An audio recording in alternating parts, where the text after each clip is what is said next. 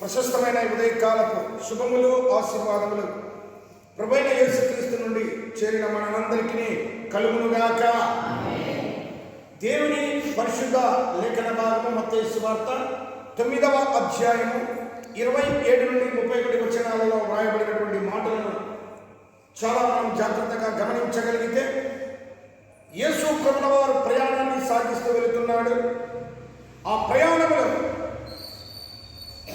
ఇద్దరు గుడ్డివారు యేసు ప్రభువును వెంబడిస్తూ ఉన్నారు. వారు వెంబడించడానికి కారణం ఏంటనగా, వారికి చూపు లేదు. యేసు స్వామి తమకు చూపు ఇవ్వగలడు, లేక చూసేందుకు కనుదృష్టి కలిగించగలడనేటువంటి నమ్మకంతో వారి ప్రయాణం సాగుతూ ఉంది. ఆ ప్రయాణంలో దావీదు కుమారుడు మమ్మల్ని కరుణించమని కూడా వారు యేసు ప్రభువును అడుగుతున్నారు.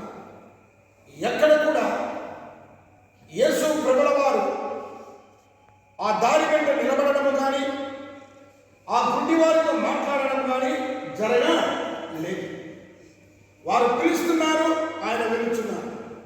వీరు మాత్రం నిలబడకుండా ఆయన పలకకపోయినడు ఆయనను వెంబడిస్తూ అనుకున్నది స్వామి మాకు ఇవ్వగలడు యేసయ్య అని వెంబడిస్తున్నారు.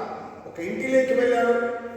ఈ గుడ్డివారు ఎలా కష్టపడ్డారో, ఎలా శ్రమపడ్డారో, కన్నులు కనిపించకపోయినా వారికి కలిగినటువంటి ఒక విశ్వాసమును బట్టి ప్రభు ఉండే స్థలంలోనికి వారు వెళ్ళారు.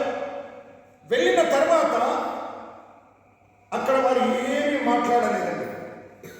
మన మందిరంలో ఎలాగైతే ఇక్కడికి వచ్చిన తర్వాత పాటలు పాడే వరకు మన పని, వాక్యం చదివేటప్పుడు చదివే వాళ్ళ పని, తదనంతరం మనకు ఎలా ఉంటుంది, వినడమే ఒక పని.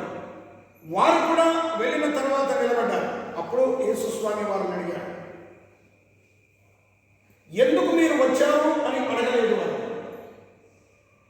ఎందుకు మీరు నన్ను వెంబడించారు అని అడగలేదు వారు. కారణం ఏంటో చెప్పండి అని అడగలేదు వారు. ఆయన అడిగిన ఒకే ఒక ప్రశ్న, ఇది నేను చెయ్యగలను అని మీరు నమ్ముతున్నారా? ఏమి చేయగలండి? వారేమన్నాయా, మాకు కళ్ళు లేవు స్వామి, యేసయ్య మాకు కళ్ళు ఇవ్వని అడిగారా? అడగలేదు. మాకు కళ్ళు లేవు స్వామి, యేసయ్య కళ్ళు ఇవ్వమని ఏమైనా పదే పదే అడిగారా? అడగలేదు. దావీదు కుమారుడు కరుణించమన్నారు, వెళ్ళారు, యేసు స్వామి దగ్గర నిలబడ్డారు. దేవుని వాక్యం తెలియపరుస్తుంది, నీ హృదయంలోనికి ఆలోచనలు రాకమునిపే నీ దేవుడు ఎరిగి ఉన్నాడు. నీకు ఏమి కావాలో సమస్తం ఆయనకు తెలుసు. ఎందుకు వారు వెంబడించారు, కారణం ఏంటో యేసయ్యకు తెలుసు కనుక యేసయ్య అడుగుతున్నాడు, మీరు నన్ను వెంబడించిన కారణం నాకు తెలుసు, మీకు కావలసింది నాకు తెలుసు అన్న భావముతో మీరు అడిగినవి, మీరు కావాలనుకున్నవి నేను చేయగలనని మీరు నమ్ముతున్నారా అని వారిని అడిగారు. విశ్వాస పనికి, నీవు విశ్వసించే దేవునికి ఉండవలసినటువంటి బంధము ఇదే. నీవు ఏమి అడుగుతున్నావో నీ స్వామికి తెలుసు. స్వామి నీకు ఏమి ఇవ్వాలని నేను అడుగుతున్నాడో అది నీకు కూడా తెలియాలి. అది తెలిసినప్పుడే వెంటనే నువ్వు స్పందించిన. వారు వెంటనే అన్నారు, నమ్ముచున్నాము స్వామి, మేము నమ్ముచున్నాం. వెంటనే అన్నాడు, మీ నమ్మిక చొప్పున మీకు కలుగునుగాక. మీరు ఏమైతే అడిగారో, ఏమైతే కావాలని నన్ను వెంబడించారో అవి మీకు జరుగుతుంది, జరిగి తీరుతాయి అని దేవుడు చెప్పిన వెంటనే వారికి ఇద్దరికి 4 కన్నులు వచ్చాయి. గమనిద్దాం, వారు నమ్మికతో వెంబడించారు. ఆ నమ్మికలోనే విశ్వాసం కూడా ఉంది. ఎటువంటి విశ్వాసం అంటే, స్వామి పలుకకపోయినను, జవాబు రాకపోయినను అది పొందుకునే వరకు ఓర్పు, సహనము, నిరీక్షణ ఉంచారు. ఏ స్థలము చేరవలనో, ఎక్కడికి చేరవలనో, ఏమి పొందుకోగలనో అంతవరకు కూడా ప్రభు నోట నుండి వచ్చే మాట వరకు ఎదురు చూశారు. ఇది చాలా ప్రాముఖ్యమే. వారి నమ్మిక, ఈ నమ్మకం అన్నది దేవునికి నీకు దగ్గరగా చేరుస్తుంది. ఈ నమ్మకం అన్నది నీలో ధైర్యాన్ని ఇస్తుంది. ఈ నమ్మకం అన్నది నీలో ఉన్న భయాన్ని ఈ నమ్మకం అన్నది అనేక శ్రమల కష్టాల నుండి నిన్ను తప్పిస్తుంది. లేఖన భాగ సత్యాలు అనేకము మనకు బైబిల్లో తెలియపరుస్తాయి. గలతీ 3:6 చూస్తే అబ్రహాము దేవుని నమ్మెను, అది అతనికి నీతిగా, నమ్మిక అన్నది నీకు నీతిగా ఎంచబడుతుంది. అబ్రహాము ఎటువంటి పరిస్థితులు యెహోవా తండ్రి వెంబడించమని చెప్తే వెళ్ళాడు. చివరికి సంతానం లేని సమయంలో 100 సంవత్సరములు ఎవరికండి? అబ్రహాం. 90 సంవత్సరములు పైబడి శారము వారి గర్భాలు ఫలించడానికి కూడా ఆస్కారము లేదు. బైబిల్ చెప్తుంది, మృతతుల్యమైన శరీరాలు, తిరిగి జన్మనించడానికి అవకాశం లేని శరీరాలు, అటువంటి పరిస్థితులలో కూడా మృతతుల్యమైన శరీరాలను తిరిగి బ్రతికించగల దేవుని నమ్మాడు. అందుకే అది అతనికి నీతిగా ఎంచబడినది. దేవుడు నీ జీవితంలో నీ కార్యం చేయగలడని, ఆయన ఏదైనా చేయగలడు, అనుకున్నది చేసి చూపించగలడు. నీవు నమ్మిక మాత్రము ఉంచగలిగినప్పుడు ఈ ఉదయకాల సమయంలో దేవుడు నీ బ్రతుకులో, నీ జీవితంలో, నీ ఆశలలో అనేకమైన కార్యములు చేయునుగాక. ఆయన చేయగలిగినప్పుడు దేవుడు. మార్కు సువార్తలో 9వ అధ్యాయంలో మనం గమనించగలిగితే 23-24 వచనములో ఒక తండ్రి తన కుమారుని తీసుకొని తన కుమారుని బాగు చేయమని అడుగుతాడు. శిష్యులు బాగు చేయలేరు. అప్పుడు యేసు స్వామి అంటాడు, నీవు నమ్మిన ఎడల దేవుని మహిమను చూస్తావు. నువ్వు నమ్మిన ఎడల దేవుని మహిమను నీవు చూస్తావు. మనుషులకు అసాధ్యమైనది దేవుడికి సాధ్యము. అంటే ఆ తండ్రి అంటాడు, అయ్యా నమ్ముచున్నాను, నాలో అపనమ్మకము లేకుండా సహాయము దయచేయి. అనగా నీ నమ్మిక నీవనుకున్న కార్యాన్ని నెరవేరుస్తుంది. నీ నమ్మిక నీ జీవితాన్ని మారుస్తుంది. నీ నమ్మిక నీ బ్రతుకును మారుస్తుంది. నీ నమ్మిక నీ రోగాన్ని పోగొడుతుంది. నీ నమ్మిక నీ ఆర్థిక ఇబ్బందులను తీరుస్తుంది. నీ నమ్మిక దేవుడిలో నిన్ను బలముగా నిలుపుతుంది. దేవుని వాక్యము తెలియపరుస్తున్నాడు. నహూము 1:7 చూస్తే యెహోవా ఉత్తముడు,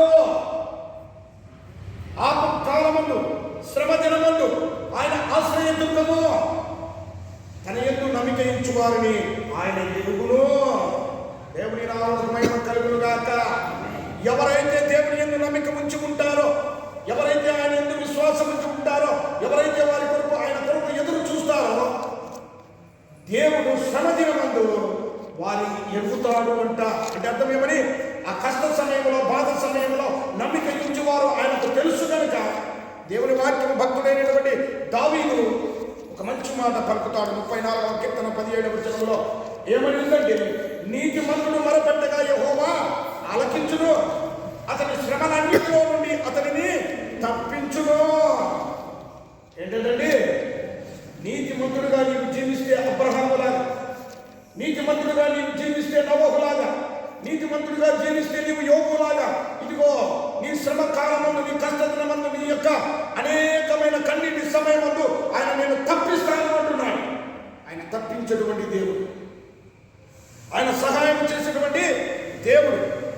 భక్తుడైన దావీదు పలుకుతాడండి 56వ కీర్తన 11వ వచనంలో, నేను దేవుని యందు నమ్మిక ఉంచి ఉన్నాను, నేను భయపడను, నరులు నాకేమి చేయగలరు. అనగా నీవు దేవుని యందు నమ్మిక ఉంచిన సమయంలో, దేవుని యందు విశ్వాసం ఉంచిన సమయంలో రోగమైనను, బాధ అయినను, కష్టమైనను, ఈ లోక సంబంధము కాకుండా కనిపించని అంధకార దుష్ట శక్తులైనను ఏమి నిన్ను చేయలేవు. దేనికి నీవు భయపడవు. చివరికి భూమి మీద ఉన్న నరులు కూడా నిన్ను ఏమీ చేయలేరు. ఇది పలికినది మహాభక్తుడైన ప్రార్థనాపరుడైనటువంటి దావీదు పలుకుచున్నాడు. దేవుడి యందు నమ్మిక ఉంచి ఉన్నాను, నేను భయపడను. భయపడ తత్వము నాలో లేదు. ఎందుకనగా నేను నమ్మిక ఉంచినటువంటి దేవుడు భయమును తొలగించి అభయమునిచ్చే దేవుడు. ఆయన శక్తిమంతుడు, నాకు సహాయం చేసే దేవుడు. కాబట్టి నేను భయపడను. నరులు నాకేమి చేయగలరు? ఎన్ని ప్రయత్నాలు నరులు చేసి నీకు ఇబ్బందులు, కష్టాలు, శ్రమలు కలిగించవలన నీ నమ్మకము దేవుడి మీద ఉంచినప్పుడు, ఆ నమ్మకాన్ని నీవు విడవకుండా ఉన్నప్పుడు, ఇదిగో చివరి వరకు గుడ్డి వారు వెళ్ళి ఎలాగ ఆశీర్వాదం పొంది కన్నులు పొందారో, ఈ ఉదయకాల సంబంధంగా ఆ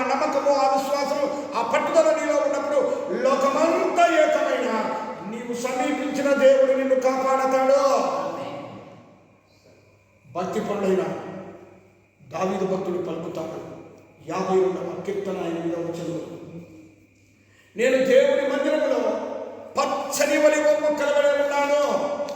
ఎందుకు ఉన్నానంటే దేవుని యందు నమ్మిక ఉంచి నేను ఉన్నాను.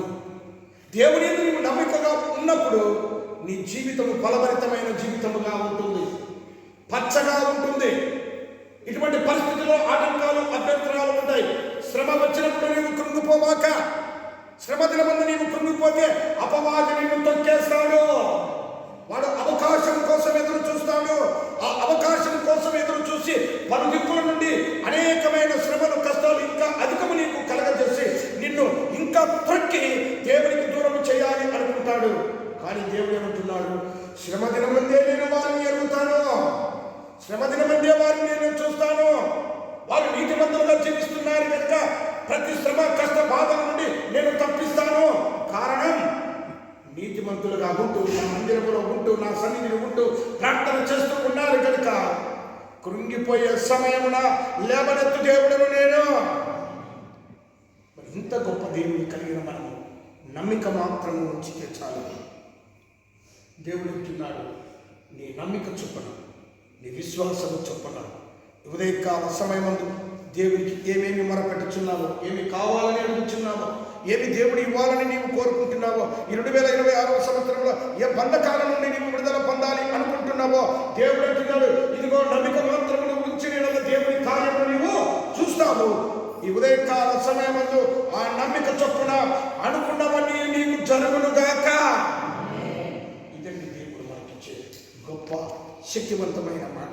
ఇప్పుడే దేవుని బిడ్డలారా, గుడ్డివారు కళ్ళు కనపడకపోయినను వారి నమ్మకాన్ని కొనసాగించారు. కళ్ళు కనిపించకపోయినను క్రింద పడినను లేస్తూ పడుతూ దేవుని వద్దకు చేరే వరకు కూడా ఒకవేళ ఎన్ని దెబ్బలు తగిలి ఉంటాయో వారికి, రక్తము కారి ఉండవచ్చు, క్రింద పడి ఉండవచ్చు, ఆయన వెళ్ళే మార్గం సరిగా తెలియపడక ఉండవచ్చు. ఏది ఏమైనా నమ్మికను మాత్రం వారు వదిలిపెట్టలేదు, వారి విశ్వాసాన్ని వారు వదిలిపెట్టలేదు. కారణం ఏమిటంటే నా జీవితంలో, నా బ్రతుకులో ఇదిగో గుడ్డివారిగా మేము జీవిస్తున్నాం. మేము గుడ్డివారిగా పుట్టడానికి కారణమేమో మాకు తెలియదు. ఒకవేళ మా పాపమా, మా పితరుల పాపమా, శాపమా, ఏది ఏమైనానో సరే వాటి నుండి మేము విడుదల పొందాలి. విడుదల పొందాలంటే ప్రభువు మాకిచ్చే ఆ కన్నులను మేము పొందాలి. పొందాలి అంటే ప్రభు వద్దకు మేము వెళ్ళాలి, ప్రభువుతో మేము మాట్లాడాలి, ప్రభు సన్నిధానములకు చేరాలి. దేవుని బిడ్డలారా, దారి వెంటనే వచ్చేటప్పుడు నీ మనసులో అనుకుంటూ రావాలి, ఇదిగో ప్రభువా, ఈ దినము నా కష్టం ఇది, ఈ దినము నా శ్రమ ఇది, ఈ దినము నా బాధ ఇది, వాటన్నిటి నుండి నాకు విడుదల కలగాలి, క్షేమము కలగాలి, సంఘము బాగుండాలి, కుటుంబం బాగుండాలి, నా పిల్లలు బాగుండాలని దారి వెంబడి నీవు అనుకుంటూ మందిరంలోనికి వచ్చినప్పుడు దారి వెంట నీతో నడుస్తూ దేవుడు ఉంటాడు. ఆయన ముందు వస్తుంటే నువ్వు వెనుక నడుస్తూ ఉంటావు. ఇక్కడికి వచ్చిన తర్వాత నిన్ను మాట్లాడని ఆయన మాట్లాడడం ప్రారంభిస్తాడు. అమ్మా, దారి వెంట నువ్వు నన్ను అడుగుతూ వచ్చావు కదమ్మా, ఏమి కావాలో నాకు చెప్పుతూ వచ్చావు కదమ్మా, ఏమి నీకు ఇవ్వాలని నన్ను అడుగుతూ వచ్చావు కదమ్మా, ఏమి ఇస్తే నువ్వు బాగుపడతావో అది నాకు తెలుసమ్మా, నాకు తెలుసు నాయన. కాబట్టి నువ్వు అడిగే దానికి నీకు కలుగును గాక. ఇదండి దేవుడు మనకు చెప్పే మాట. ఇక్కడికి వచ్చిన తరువాత ప్రభు మాట్లాడడం ప్రారంభిస్తాడు.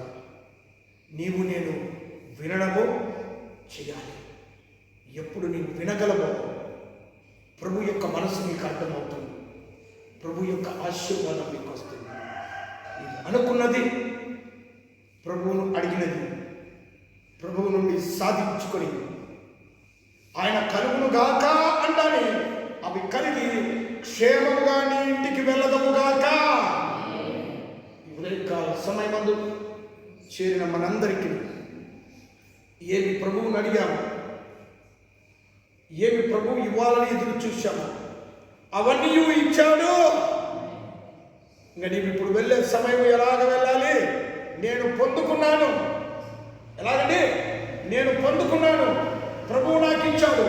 నీవు లేవడంతో నేను ఇంటికి ఎలా వెళ్ళాలంటే సంతోషమే సమాధానమే